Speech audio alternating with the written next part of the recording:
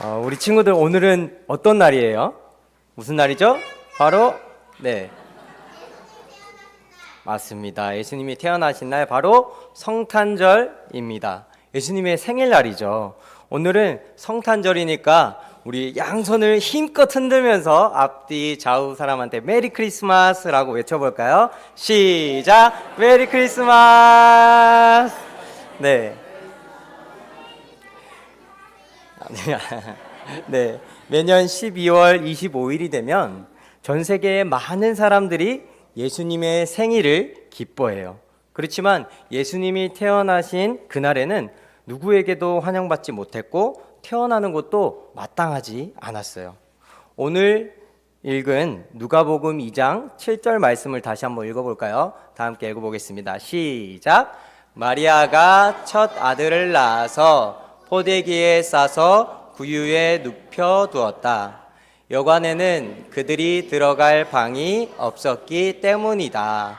누가복음 2장 7절 말씀. 아멘. 네, 안 보여요? 네, 예수님은 특별한 이유로 이 땅에서 태어나셨어요. 그런데 예수님의 부모인 요셉과 마리아는 아주 평범한 사람들이었어요. 왜 특별하신 예수님은 이렇게 평범한 모습으로 이 땅에 오셨을까요? 그럼 예수님이 태어나실 때의 이야기 속으로 우리 다 함께 들어가 볼까요? 네, 제가 이야기야 나와라 하면 우리 여기 계신 분들도 다 함께 똑똑똑 해주시면 되겠습니다. 여러 번 해봐서 이제 잘 하실 수 있죠? 우리 친구들도 잘 따라 할 수 있죠? 안 해봤어요? 네, 많이 해봤죠? 자, 그럼 해보겠습니다. 이야기야 나와라 똑똑똑 슝. 네, 어느 날 하나님께서는 갈릴리의 나사렛이라고 하는 동네에 살고 있는 마리아에게 가브리엘 천사를 보내셔서 이런 이야기를 해주셨어요. 하나님이 당신에게 특별한 사랑을 베푸셨어요. 당신은 아기를 가져서 아들을 낳을 거예요. 그 아이의 이름을 예수라고 하세요. 라고 말이에요. 마리아는 요셉과 결혼을 약속한 사이였지만 하나님의 말씀으로 임신을 하게 되었어요. 그리고 곧 예수님이 마리아의 뱃속에서 나올 때쯤 당시 이스라엘을 다스리고 있던 아우구스투스라는 왕은 그 땅에 얼마나 많은 사람들이 살고 있는지를 세어보고 싶었어요. 그래서 이 아우구스투스는 모든 사람들을 고향으로 돌려보내서 몇 명이 살고 있는지를 조사하도록 명령했어요. 요셉의 고향은 베들레헴이었기 때문에 마리아와 요셉은 베들레헴으로 향했어요. 이 마리아와 요셉이 베들레헴에 도착했을 때 그들은 머무를 숙소를 찾았어요. 그런데 많은 사람들이 인구조사 때문에 그 고향에 도착했었기 때문에 그들은 잠을 잘 방을 찾을 수 없었어요. 빈 방이 없었던 거예요. 그래서 어쩔 수 없이 저기 뭐가 보이죠? 옆에 동물들이 지내는 곳, 동물들을 기르는 마구간에서 지내게 되었어요. 말이나 소가 밥을 먹는 그 밥그릇인 말 구유에서 세상의 구원자 예수님이 아빠 요셉과 엄마 마리아 그리고 함께 있던 동물들 가운데 태어나게 되었어요. 예수님의 생일은 너무너무 기쁜 날이죠. 그런데 이 기쁜 날 우리가 가장 먼저 기억해야 하는 한 가지가 있어요. 그것은 바로 예수님이 계셨던 곳, 예수님이 태어나셨던 곳이에요. 그런데 예수님이 이런 곳에서 태어나신 것을 우리는 왜 기억해야 할까요? 그 이유는 이 기쁜 날 우리가 찾아가야 할 곳, 우리가 함께 해야 할 존재들을 몸소 알려주셨기 때문이에요. 인간의 모습으로 오신 예수님은 어떤 멋진 곳에, 부자들이 많은 곳에, 모두가 좋다고 생각하는 곳에 계시지 않았어요. 예수님은 아무도 찾지 않는 곳, 더럽다고 생각하는 곳, 아무도 가기 싫은 곳에 계셨어요. 그리고 그곳에는 사람뿐만 아니라 누가 있었다 그랬죠? 동물들이 있다고 그랬어요. 네, 소와 말과 양과 같은 동물들이 함께 있었어요. 그 이유는 사람과 함께하는 생명들도 소중하게 여기셨기 때문이에요. 이것이 우리에게 예수님이 이 땅에 오셔서 가장 먼저 우리에게 가르쳐 주신 가르침이에요.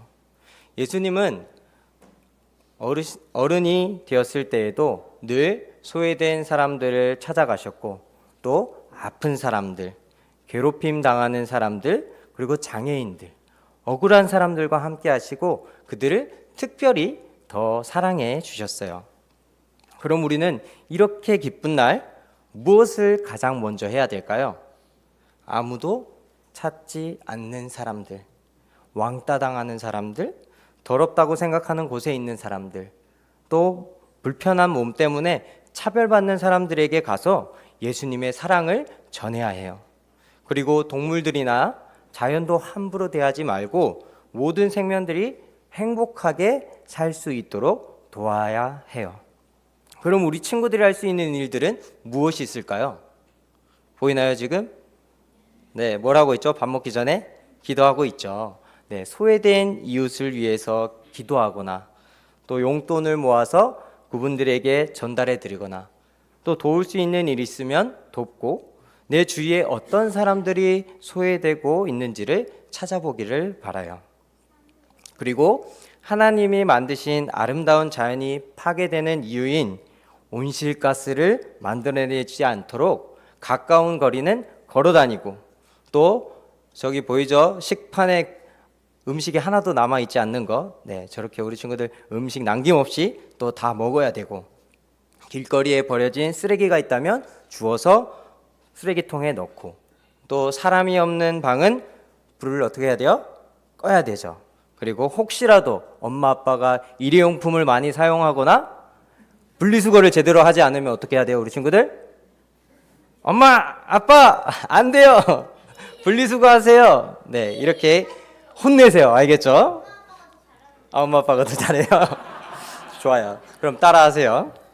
네, 예수님께서는 내 이웃을 내 몸과 같이 사랑하라. 그리고 믿음, 소망, 사랑 중 그 중에 제일은 사랑이라고 하셨어요.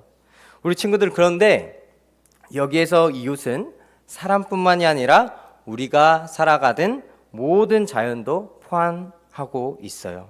예수님을 따라서 늘 소외된 사람과 또 자연과 함께하면서 그들의 목소리를 듣고 또 그들을 사랑하기를 바라요.